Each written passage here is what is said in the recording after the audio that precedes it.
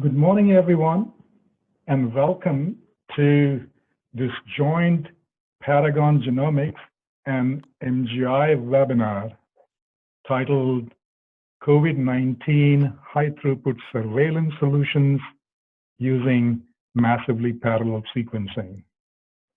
My name is Subodh Nimkar, and I am the member of the product management team at MGI based in Complete Genomics facility in San Jose, California.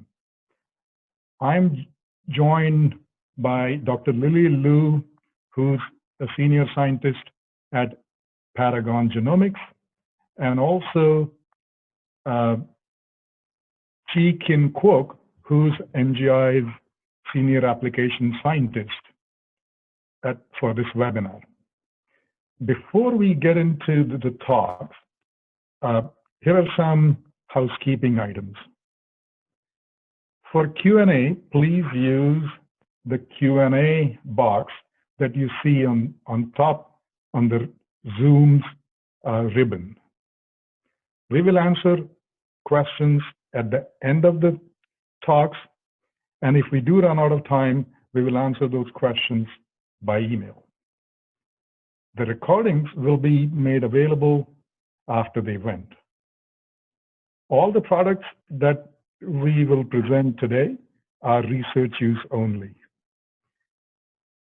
This presentation is a tag team effort between MGI and Paragon, and Lily and I will be presenting the talk.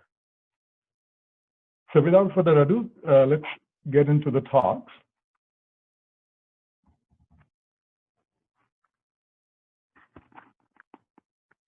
So the way we have laid out today's presentation is basically just quickly go through the global status on COVID-19, which we all are very aware of. Then I will introduce BGI Group and our role in testing worldwide so far. Then we'll talk about COVID-19 sequencing surveillance workflows. Then Lily will talk about Paragon Genomics involvement in COVID-19 and the Applicon sequencing-based solution offered by Paragon Genomics. Then I'll come back and talk about some practical considerations for COVID-19 detection, and then a bit more details on the products that MGI and Paragon offers for RNA extraction kits, automation of extraction, and then sequencing. And then I would summarize.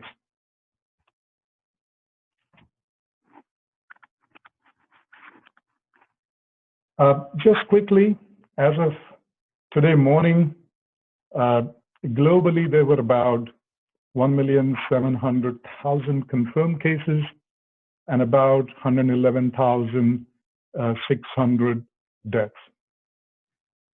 Pathogen is officially now called COVID-19, or the disease is officially called COVID-19, and pathogen is SARS-CoV-2. As we all know, the infection is spread basically through people and through transmission happening through respiratory droplets and contact. Mutation of the virus is occurring, and as I will show towards the end, there are already papers being published on the mutations that are occurring as this epidemic spreads. Quickly introducing BGI Group to the folks who are not very familiar with us. BGI Group has three main types of divisions. One is the non-profit, which is involved in deciphering science. Second one is basically industrial ventures, offering solutions. And third one is focusing or targeting pure research in two different areas. In the first category, in the non-profit groups, we have BGI Research, we have BGI College, which is involved in educating young workforce on genomics. Then there is Chinese National Gene Bank, which is owned by Chinese government, but it's operated by MGI. And then there is this peer-reviewed journal, GigaScience. Then we have BGI Genomics, which is part of the industrial ventures, which offers services, and many of you are probably more familiar with this. Then we have FGI, which is offering forensic services, and then MGI, which is providing know-how and technology for sequencing, library preparation reagents, extraction reagents, and automation. And that's the MGI group that I belong to. And then we have the PO Research Science and Life Sciences, basically BGI Agro and BGI Health. Getting into the role that BGI Group overall and MGI has played right from day one of the coronavirus outbreak in Wuhan. We were involved in sequencing the first SARS-CoV-2 genome. We built and operated a lab in Wuhan very early on. We were involved in both the real-time PCR tests and an MGI sequencing for sequencing the genome. And so far, we have performed over 1 million tests in about 60 countries, and this is growing quite rapidly. So just to quickly take you through the chronology of the very early COVID-19 or SARS-CoV-2 sequencing. This is the workflow that was initially used, or the first time it was used, which was basically a metagenomics workflow. And in this case, the swabs samples were, or the sample was obtained on a swab, then it was extracted, RNA was extracted. Our library prep was done, basically an RNA-seq kind of approach, then sequencing, and then bioinformatics analysis. The library prep sequencing and bioinformatics happening in a central laboratory in Wuhan. I will go into the details of the library prep and the DNB-seq technology that MGI offers later on. But after the library prep and the sequencing, the data was processed using the following workflow. The raw data was QC'd, filtered, and then blasted against the databases like NCBI to identify similarity. And then the appropriate reads were extracted, reads for contigs were extracted, scaffolds, and then whole genome assembly was done. Around December 22nd, the first genome sequence was performed. This was using a DNB-seq G400 platform. In the first set of samples, there were 7 patients suffering from severe pneumonia. 6 were vendors in Wuhan seafood market. First, the PCR using pan-curve PCR primers really showed 5 positive cases. Massively parallel sequencing de novo assembly showed roughly 87% sequence similarity with SARS-CoV. De novo assembly and targeted PCR obtained roughly 30,000 base pair coronavirus genome with about 80% sequence homology with SARS-CoV BJ01. The interesting thing, or the key thing, was 7 non-structural proteins were common to SARS coronavirus. And that basically suggested that this virus was associated with SARS.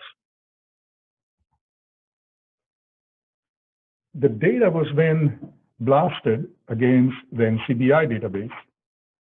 And that basically revealed that genes that produce viral surface glycoproteins S are particularly different in the SARS-CoV-2 compared to the other two members of the same family, which is SARS and MERS. Later on, as the outbreak really grew, we had to put more sequencing instruments into play and more high throughput sequencing. And in this case, we introduced two DNB T7 platforms and then more of automation to prepare both to do the library extraction, the RNA extraction and the library preparation. Around January 5th, the research team in BGI research sequenced about 9 BAL samples. And they found that 99.9% of the genome sequences for 8 samples were identical. There were 4 SNPs found between the 2 samples, WH1902 and WH02. This basically suggested that these samples and the patients, the virus really originated from the same source in a relatively short period of time. Around January 10th or January 13th, the Shanghai Public Health Clinical Center of Fudan University submitted sequence to NCBI database and identified these open reading frames that are now being used to develop, test, and to monitor the virus outbreak. And these are ORF1A, ORF1B, S, E, M, and N. Later on, there was further need to deploy more DNA sequencers. And in this case, we deployed a smaller sequencer, the NBC G50, which has a lower throughput and a lower throughput automation system. And what we basically found that even this low throughput sequencer basically delivered the same quality of the de novo assembly, which was about 29.9 kilobases of sequence. The data generated on this platform was about 32 gigabytes, 318 million reads total, and about 2.4 million reads for SARS-CoV-2. So that basically showed us that all the 3 platforms delivered the same results, and all of them were capable of routine sequencing. And since then, these 3 platforms are being used to monitor mutations. The 3 different sequencing workflows were recently studied by BGI Research Group. Minfeng Shao led a group in this study to compare these approaches. These 3 approaches that were tested were metascriptomic, amplicon sequencing, and hybridization capture. And the goal of this study, which is now published, was really to validate bias, sensitivity, inter-individual variation, and inter-individual accuracy. They used 8 patient samples, so the sample size is not very big, but this still gave us a good idea about how these approaches work. The samples were throat swabs, nasal swabs, anal swab, and sputum. Culture isolates were also used, and they were serially diluted to really study the dynamic range, sensitivity, and accuracy of these methods. Amplicon sequencing was done on patient samples using primers that were about 300 to 400 base pairs. Culture samples, primers were about 100 to 200 base pairs. Sequencing was done using DNBC G400, and this was a single-end 400 sequencing. Metascriptomic approach used T7 using paired N100, and hybridization capture used DNBC G400 using paired N100 sequencing. In this webinar, we are primarily focusing on metascriptomic and amplicon-based sequencing. So I won't go into the details of hybridization capture. And after Lily's talk, she has a good summary of the findings and the observations and the recommendations that came out of this paper. But what I will do is I will quickly show you the metascriptomic workflow or metagenomics workflow, which was the host DNA-free RNA was obtained, it was fragmented, converted to double-stranded cDNA, and then came the library prep part, which is kind of traditional library prep involving end repair, adapter ligation, and amplification. And then all the libraries were uniquely dual indexed. And then came the DNBC technology part, which I mentioned before, which involved circularization, rolling circle replication, and DNB making. And after that, paired N100 sequencing was done. Now, just to give you an idea about what DNBC technology is and what it offers. At a higher level, it delivers clonal error-free results, and it's highly efficient. And the way it works is as follows. The libraries created, double-stranded library, is converted to single-stranded DNA and is circularized. The circularized DNA is then put through a rolling circle replication method. And in rolling circle replication, the enzyme basically makes copies of the template each time it goes through its cycles. So comparing this with PCR, in PCR, we are always making copy of a copy, and all the errors that have happened in the template get multiplied. In rolling circle replication, since the replication is happening on the original template, there are only random errors that may have occurred in the template. So there is no clonal error multiplication. The single-stranded DNA is then converted to a DNA nanoball, and the DNA nanoball is then spotted on to a flow cell. The flow cell binding sites are of about 200 nanometer in diameter.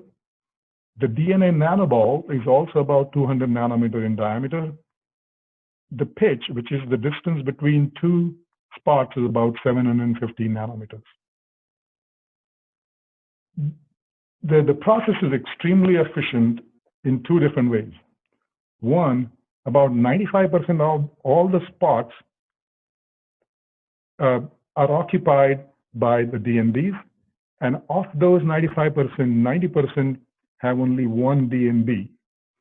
What that translates to is that there is very little, if any, duplication, so it makes it highly efficient. Also, the whole process is extremely forgiving in terms of how much sample or DNA you can load. You don't need to do any titration before deciding how much sample can be loaded on that particular flow cell, which is a key thing that needs to be done in cluster or bridge amplification. Now, coming to the data processing part of the metascriptomic workflow, relatively straightforward. The first pass identification of the candidate viral reads is done by processing all reads by aligning with the coronaviridae genomes. Coronaviridae genomes is basically a combination database of SARS, MERS, and SARS-CoV-2. databases. This is then further qualified using basically removing low quality reads, duplicates, and an adapter contamination. Further cleanup is done by removing low complexity reads, and this basically generates COVID-19 like reads. The data is then further subsampled to more than 100x coverage, and then in the end, de novo assembly done. And in this case, spades was used to do de novo assembly. At this point, I will hand it over to Lily to take us through the amplicon-based sequencing and then summarize what was seen in this paper and what they have observed in their own work. Lily, over to you. Thank you for the introduction, Subodh. Hi, everyone. This is Lily. I'll be representing Paragon Genomics to introduce our targeted NGS solution for the SARS-CoV-2 research and surveillance panel for sequencing on the MGI system. If we go to the next slide,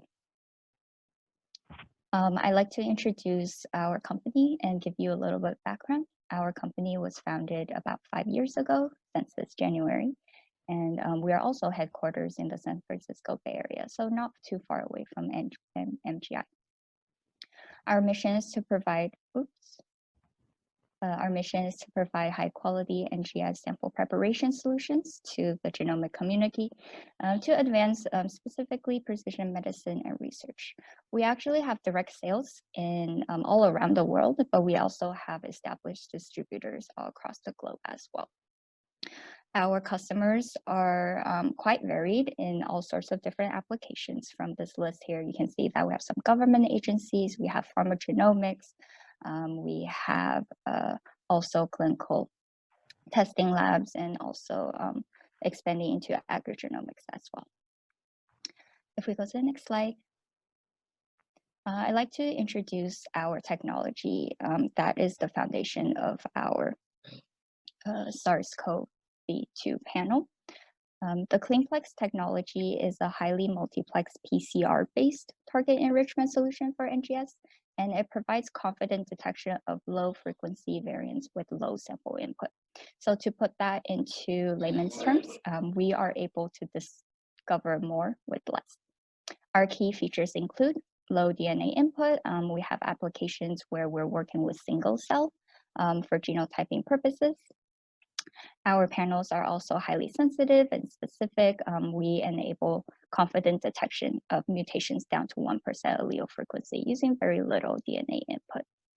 Our sample is fast, is elegant, is simple, and this is the #1 compliment and feedback we receive from customers. The library prep itself takes about 3 hours using a 3-step workflow and everything within a single tube. Paragon is able to perform high multiplexity for these amplicon panels. We can test up to, and probably not limited to 20,000 amplicons per tube.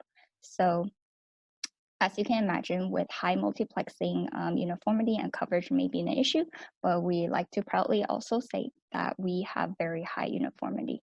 And this actually allows customers like you to save on sequencing costs and also resources that otherwise will be spent on panel optimization in the form of spike-ins and maybe redesigns.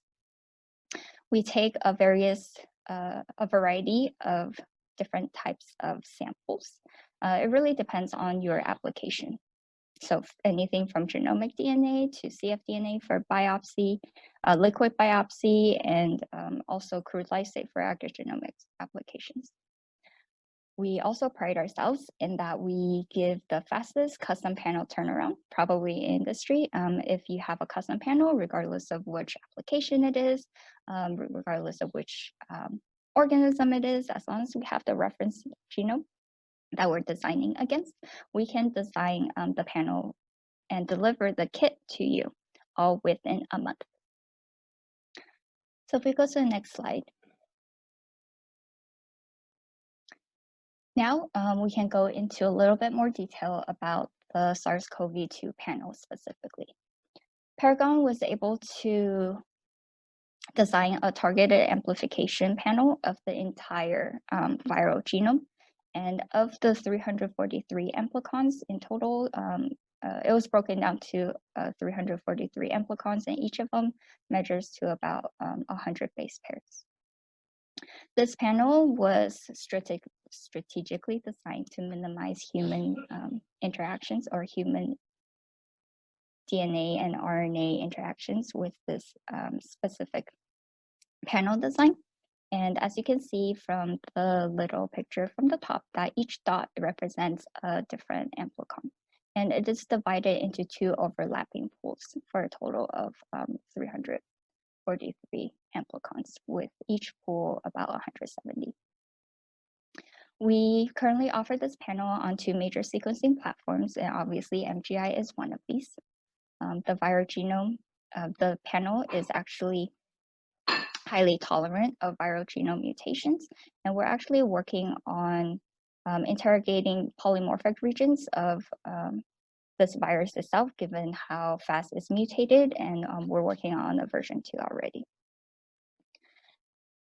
For MPCR-based multi-targeted panel of, sorry, can you go back? Of 343 targets compared to a 223 probe or 223 target RT-PCR detection method. It is quite intrinsically higher sensitivity. So we were able to actually detect subviral particles using our panel. Next slide. I'd like to go into a little bit more detail about our panel specifications. These areas are questions that customers typically ask us, so I just want to make sure that is clear to everyone who is attending our webinar today. We have tested strain compatibility in the sense that based on the number of usable amplicons. This means that we in silico determined of the 170 reference sequences that were available at the time of the analysis, that if there were no variation in the primer binding regions, we were able to score them as 100% covered. And of that 107 sequence, 97% of them were covered at 100%. And just the few that did not make it to the 100% cutoff actually also is covered at high 80s and high 90s. For RNA requirement input, we have recommended something along the lines of 50 nanograms of purified total RNA. This estimate is actually based on literature on common RNA extraction methods. It is, if you think about it, the total RNA isn't really what matters. It is the viral copies per action that is actually critical. But given the high sensitivity of our panel, we are able to say that in approximately 50 nanograms of purified total RNA, you should have sufficient copies given a positive sample to be able to yield a positive result with good sequencing specs.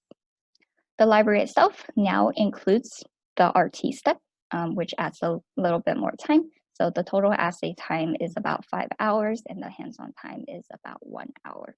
So this workflow compared to some other methods out there like hybrid capture, which is much more cumbersome, requires more equipment and lengthier prep times that usually spans 2 or more days. Lastly, our high uniformity and superior sequencing specs really allows us to lower the coverage per sample and allow higher sample multiplexing per run. As you can see, we actually recommend less than 500,000 reads per sample. And this is completed with pair N 100 reads on the MGI sequencer. Next slide. We here can present the workflow in a little bit more detail. MGI has offerings in RNA isolation and using their sample extraction kit as input or the products from their sample extraction kit as input. Our panel includes these 3 steps. The first is a reverse transcription step that comprises of random hexamers. And the second step carries through into our standard CleanPlex technology, where we start with a multiplex PCR with target-specific primers and move on to indexing PCR using MGI-specific indices to generate a sequence-ready library, all within the span of about 5 hours. Oh, I have a typo there. It should be 1 hour of hands-on time. So of course, if you're looking at very few samples to run a day, manual workflow is definitely workable. All you really need is your favorite pipette and your favorite thermocycler, and you're good to go.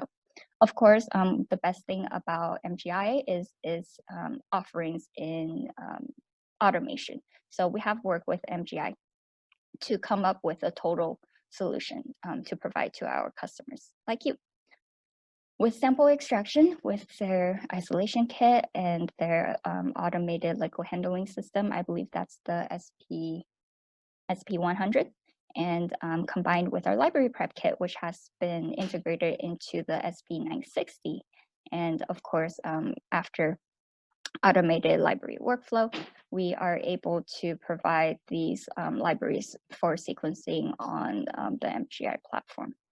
And just as an example, this is the smallest sequencing sequencer provided by MGI with 100 million flow cell reads. You can multiplex up to 350, probably more than 350 samples. And with the 500 million flow cell, you can multiplex nearly 2,000 samples, all in one run. If we go to the next slide, of course, after sequencing, we need to think about data analysis. And Paragon is honored to be partnering with Sophia Genetics to provide the best data analysis solution to our customers. There's a press release if you're interested, or feel free to Google that to read a little bit more detail about our partnership. We, of course, oh, sorry, can you go back? We also provide data analysis guideline at the end of our user guide for those with bioinformatics expertise in their team. So if you don't necessarily need a third party to perform the data analysis for you, and you are bioinformatics savvy, go ahead and use that guide at the end of our user guide to analyze your data yourself. Next slide. So the Paragon Genomics group has also submitted a manuscript on our panel's performance. So this was back in the days, very early on, before we had synthetic RNA controls in the system available to us. So we were actually testing with plasmids with just the N and S genes. So you can see from this publication, some of the early results that we were able to obtain, and we were able to detect very low copy numbers down to 1 copy for just the N and S genes, which actually comprises of 28 amplicons, which only uses 28 of the amplicons of our 343 amplicon total library. If we go to the next slide. So talking about synthetic RNA controls, as we know, Twist has come out with 2 synthetic RNA controls, and one of our customers was kind enough to run this themselves and share the data with us. As we know, the synthetic controls are broken down into, I believe, 6 fragments, and each of them about 5,000 bases. The customer tested 250 copies to 8,000 copies per reaction, and you can see the coverage. These are log scale coverage of each of these samples. And you can see down to 250, you still get very good reads. And despite the breakpoints, which obviously amplicon sequencing cannot necessarily cover those breakpoints. So despite the breakpoints and shortcomings, in that sense, Paragon was still able to offer 97% coverage. If we go to the next slide. So what about real patient samples? And this is another set of data another customer was kind enough to share with us. This is a customer who is a first-time CleanPlex user. And as you can see from the top right, the bioanalyzer trace using the 8 copy per sample workflow, they were able to just right off the bat, first iteration, generate a very beautiful, a very clean, a very robust library. And they actually use a different kit for RNA extraction. And just to comment that these samples are from nasopharyngeal swabs. They tested copies from 8 copies to 675,000 copies per reaction. And if you look to the left, it is a similar log scale coverage per base. And here we see that, of course, higher viral copies per sample gives you a little bit tighter coverage, but of course, the lower samples also yield sufficient coverage in order to fully interrogate the entire genome. If we go to the next slide. This is the same data presented slightly differently. This is divided up into coverage by gene.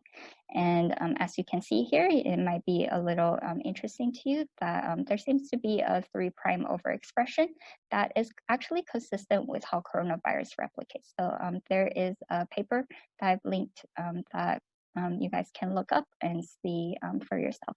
So it is, we can see that the amplification is dependent on the viral load and or the stage of the infection, that the subgenomic RNA species may actually be presented at varying degrees. And it is exciting to see that our panel is able to come up with the same results as the researcher, that's the leading researcher out there. We go to the next slide. These are our sequencing performance specs. The same set of data provided earlier, those 6 samples, actually this is hot off the press. We just got these data yesterday.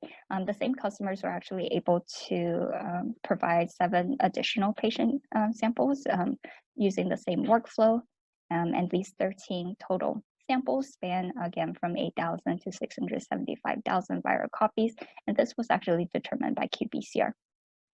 And you can see from the top left plot, uniformity at 0.2x mean. You do see higher uniformity for higher copy numbers, but for the lower copy numbers, the uniformity is still quite good. And of course, the mapping rate and the on-target rate, there's really nothing much to it, regardless of copy numbers per reaction. They're all mostly in the high 90s. Lower left, you see a percent GC bias plot, and this is a different type of, I guess, data representation to show the various amplicons plotted against their GC content. This virus isn't really high or low, maybe in the sense it might be a little bit low GC, less than 50%, but you can see that there is no GC bias associated with our panel and our chemistry. If we go to the next slide, how does our panel perform against a hybrid capture? As we know, Twist has come out with a hybrid capture panel, and they recently released their data to show how their panel performs with various viral copy numbers. And from what I understand, the percentage of genome covered at 1x just means that that base or the entire genome, the base from that entire genome is at least present in the sequencing, so at one read basically. And to compare apples to apples, I have plotted our data from these 13 samples against the same metrics. And as you can see, there really isn't a need for us. This isn't the most informative plot, but you can see that regardless of the viral copy input, our performance and coverage is far superior to that of Twist. And we need to consider that not only is the performance and sensitivity better than the hybrid capture method compared to the left, but Our targeted sequencing method allows less input, faster workflow, and less sequencing, total sequencing per sample. If we go to the next slide, this was what Subodh was mentioning in the beginning with the different methods for massively parallel sequencing. This is the kind of the conclusion that was determined from their research. And I want to comment on that. I definitely agree that, the study genomics, genetic material other than targeted viruses, that's definitely metagenomics. And for investigating combinational events, that's definitely metagenomics as well. Given that our panel is in its name, a targeted panel specific to the SARS-CoV-2 virus. And then the three last goals, when we are looking at larger copy numbers, obviously metagenomics is a viable option, but it's good to consider our panel as well, given that we are able to provide similar results using way less sequencing per sample. For intra-individual verifications using hybrid capture, this is actually something that the provider of our 13 clinical samples is looking into right now. So they were actually able to investigate the, within a single individual being infected, what kind of variations they were able to obtain. And from the results, they see somewhere between, sub 1% to 5% variation. So this is something that our targeted panel can definitely accomplish as well. And of course, compared to hybrid capture, our protocol is faster. So that is always something nice given the urgency of these tests during these days. And of course, our amplicon sequencing method is great for low sensitivity and SNP identification. And Paragon is proud to offer that solution with MGI sequencing. If we can click through those.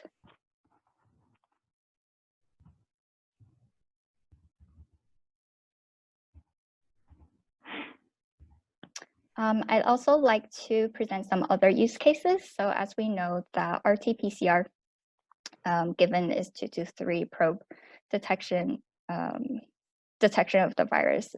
It has been known to be less sensitive, and of course may result in false negatives. So this is something depending on the stage of infection, the patient exhibiting all the symptoms, but they just test negative, or they have inconsistent results. Targeted sequencing is definitely more sensitive and a method for confirmation of these false negative results. Of course, as the title of this webinar, we're able to provide this panel for the purpose of surveillance and tracking. And we have customers who are looking at strain detection, phylogenetic studies. And we also have customers who are interested in our product for environmental samples, such as in water, in food, in surfaces, or in animals. So these are all use cases that we have observed. Here, I have provided different types of resources that are available for our panel. We have an application page, a product sheet, the user guide, of course, very important, our product page, and of course, our publication. I realized while making this slide that you won't be able to click through these, so I have linked the specific URL as well on the bottom of this slide. And that is the end of my section. I'll pass it back to Subodh to finish the rest of the presentation.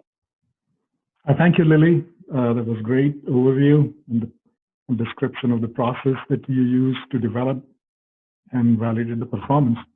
So what I'm going to do in the next 5 minutes or so is go through some practical considerations of the COVID-19 testing.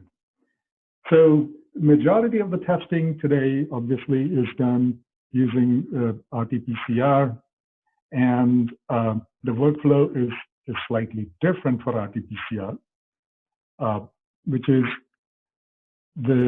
up to extraction is the same, and after that then we prepare the sample for RT-PCR, then do actual RT-PCR, and then diagnose or get the results based on the CT value. For sequencing, using metascriptomics and amplicon, the swabs are collected, then we extract using RNA extraction kit, do the library prep and amplification. When we are using amplicon-based method, sequencing, and then bioinformatics analysis. For RNA extraction, MGI offers a very efficient RNA extraction kit, which is magnetic bead-based DNA and RNA extraction for cell-free samples.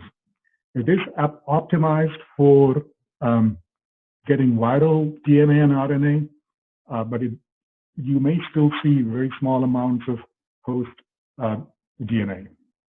It is tested with nasopharyngeal and throat swabs, bowel, saliva, serum, plasma, as well as virus culture medium.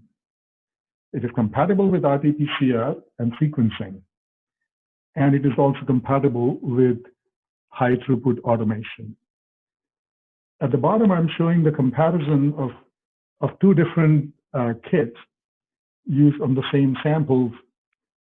So on the left, as you can see, and on the extreme right, with MGI RNA extraction, our CT values are much lower, indicating that the extraction efficiency and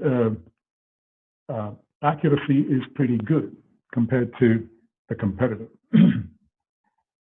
For automation, MGI offers two different platforms depending on the throughput needs, MGI SP100 and MGI SP960. And these platforms do everything, including PCR, onboard PCR. And as I mentioned, the difference is really the throughput. MGI SP960 can do 500 samples a day, roughly, and the MGI SP100, 100 samples a day. Just to give you an idea about the sequencing workflow and the time it takes for a transcriptomic approach on DMBC T7. It's basically a 20-hour cycle in which we can process about 128 samples to report. And MGI offers every piece that is required to do this metascriptomic analysis.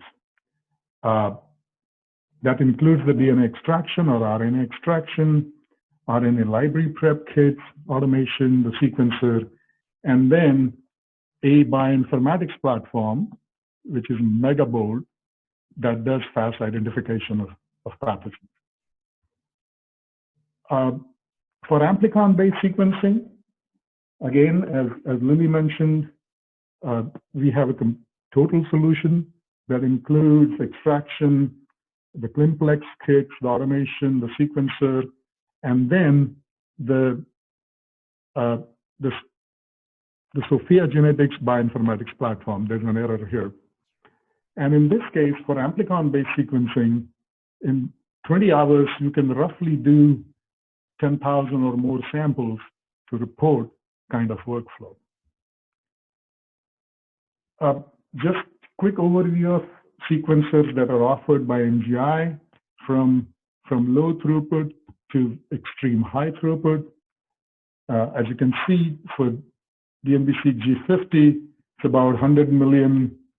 The smallest is 100 million flow cells, and the large one is 500 million. For DMBC G400, about 1,800 million reads. And for DMBC T7, it's about 5,000 million reads. The turnaround times mentioned here, approximately 24 hours to 20 hours. So for COVID-19 surveillance solution, all that is required is available from MGI in partnership with Paragon as far as amplicon sequencing is concerned. This is the Paragon Genomics workflow and the products that are used. to get the final results. And in the end, I just put this, I thought was a very insightful paper that was published on April 6th about mutations that are happening in, or that were observed in quarantine patients on shipboard. So this is the ship that docked in Japan. And this really lays out very well of what kind of mutations that were found so far, at least in this particular situation. So just to summarize, I think we've communicated or made a case that MGI gained really early valuable insights into COVID-19 sequencing. And with that early experience, we were able to develop solutions, both real-time PCR-based solutions that are offered by BGI Genomics and sequencing-based surveillance solutions.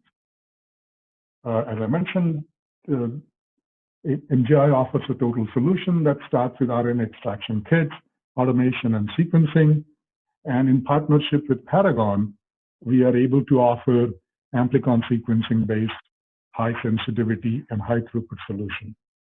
So overall, we believe we are very well equipped to serve the community for both detection and surveillance.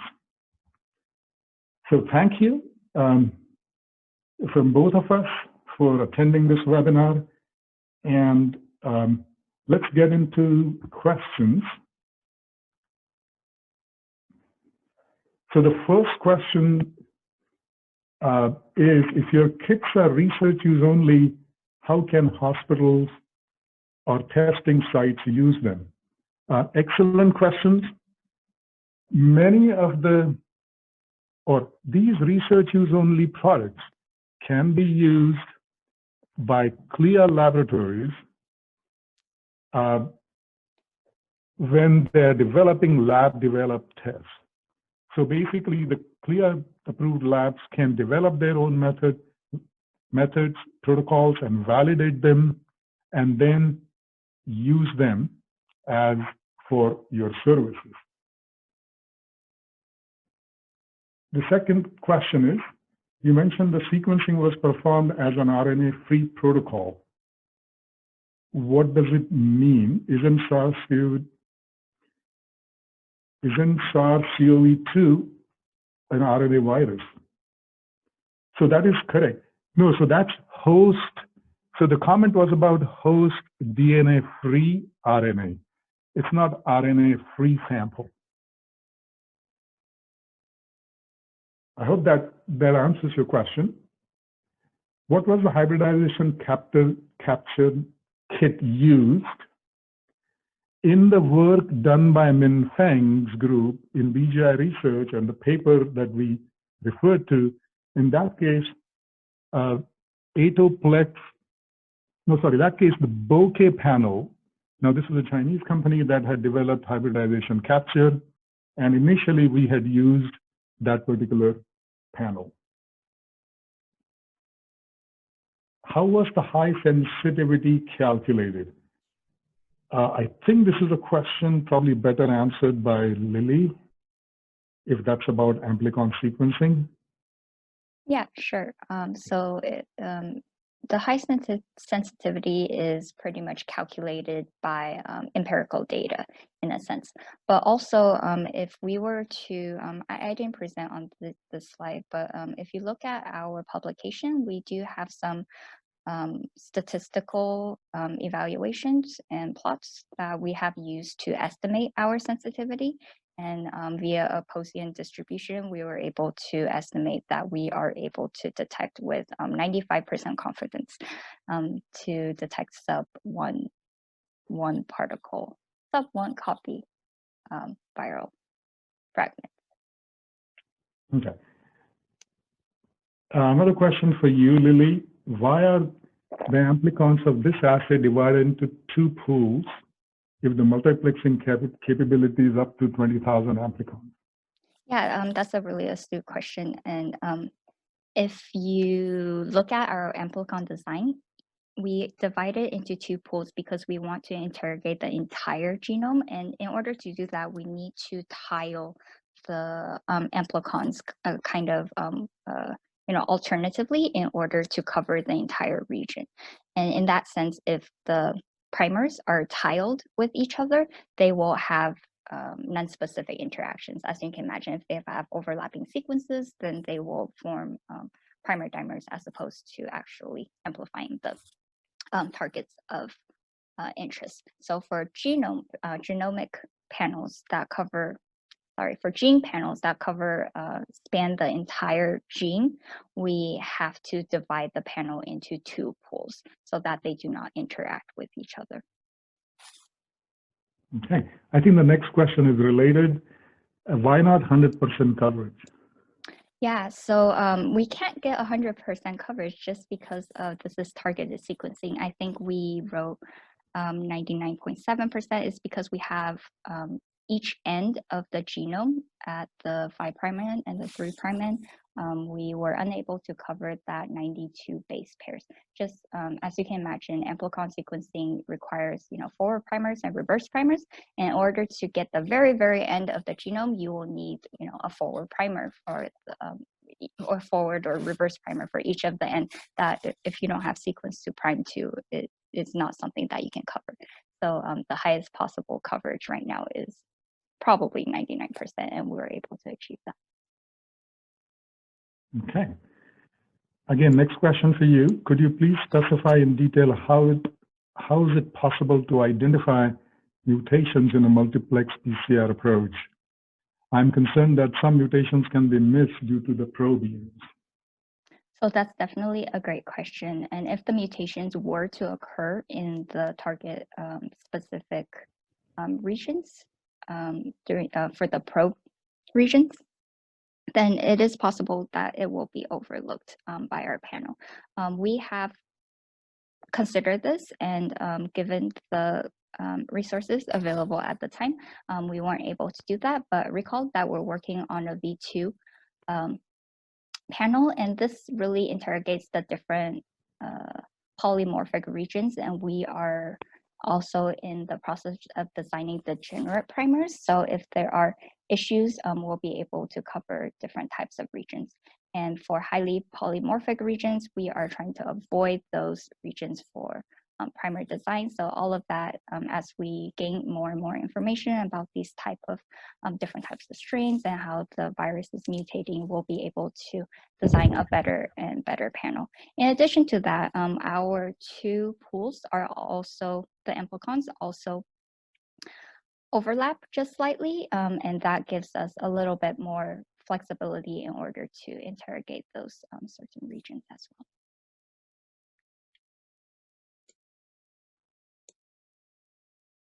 For the next question, I'll take that too. Why do we use two primer pools? I think that was answered previously. Is because the whole genome has to be covered, and in order to perform that, we need to have two primer pools as they are designed tiled on top of each other, and we want to avoid primer dimer interactions. Okay. Lily, can you please read the next question because I'm having some technological challenges here? Yeah, no problem. The next question is, what is the mutation rate of SARS-CoV-2? Yeah, that's a good question. And I think right now there is limited data on that, but the paper that I referred to, which really looked at mutation rate in this relative size of the cohort. I think they monitored 30 patients under these controlled conditions of shipboard quarantine, and they found mutations in, I don't remember exact number, but about 25 out of 30 samples. And the mutations were in many different places, both synonymous and non-synonymous mutations are found. But I will certainly point you to that paper to really get a good idea about the rate of mutations.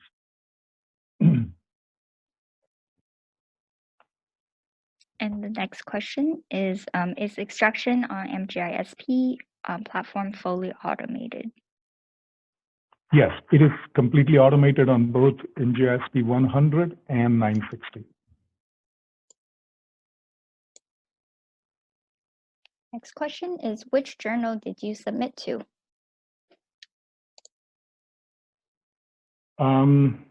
So this question is for, let's say, MGI's paper. So that was on bioRxiv. And I think, Lily, your paper is also on bioRxiv, correct? Correct.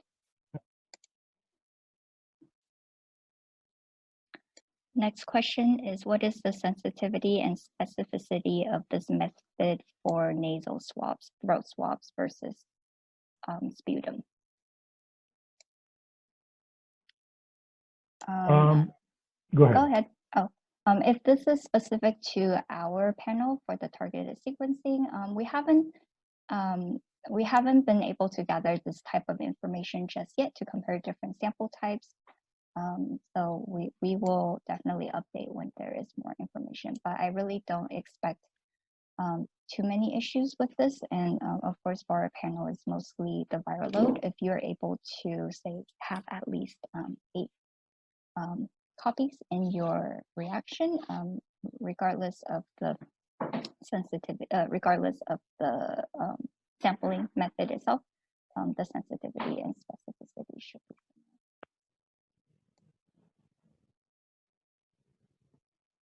Okay. We are almost out of time. We can take probably another couple of questions. Lily, can you please, if there are any questions? Mm-hmm. The next question says, if I understand correctly, there is 97% coverage of the whole viral genome. Do you know what is part of the genome that is not covered and why it lacks coverage? So I want to emphasize that it is not 97% of the genome that is covered, but it is 97% of the 107 sequence information that we were able to cover at 100%. So our panel itself is able to cover 99.7% everything within the genome except the very, very end due to limitations from design aspect. Okay, and let's take one last question, and then, as I mentioned before, we will answer the remaining questions by email. The last question or the next question is, what are the recommended bioinformatics analysis tools? Is it possible to buy a kit plus the analysis and data analysis combo for sites without bioinformatic knowledge? Yeah, so for transcriptomics approach, MGI offers our own total solution, and we'll be glad to provide you the information about the pricing and how it works. For MGI Paragon combination, in which we use SOPHIA Genetics bioinformatics platform, there again we can provide you more details, but at a higher level, SOPHIA Genetics offers per sample based charges or fees, and they range, I would say, roughly from $30 to $50 or maybe less per sample, and then there is a setup cost for deploying the solution on the cloud platform. And I think with that last question, again, I would like to thank all the attendees for attending this webinar, and I hope this was a good investment of your time, and we will certainly reach out to you, to at least to the people who we could not answer, and please stay tuned for our next webinar on the same topic.